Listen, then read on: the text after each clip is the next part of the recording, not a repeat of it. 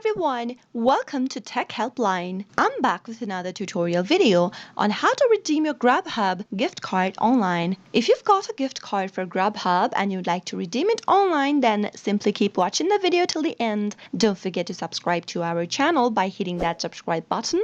Also press the notification bell icon so that you'll never miss another update from us. Now, let's get started. Open up a web browser of your choice and in the web address bar that pops up at the top, type in www.grubhub.com and press enter on your keyboard. You'll be taken to the main official web page of Grubhub. Make sure that you are logged into your account and you'll be able to see this kind of an interface soon after you do that. In order to redeem your gift card online, go to the top right hand corner and click on your name drop down. From the options displayed, select gift card.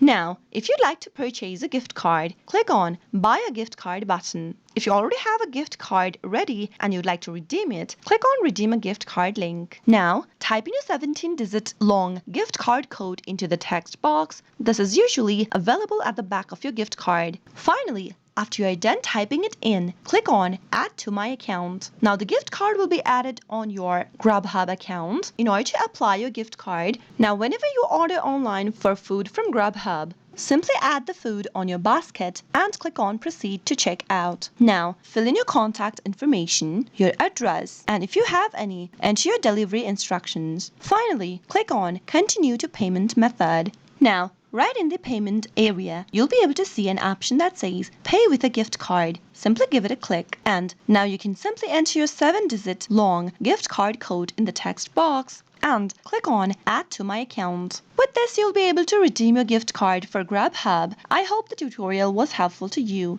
If it was, go ahead and give us a thumbs up. I'll be back soon with more tutorial videos like this. Thank you for watching.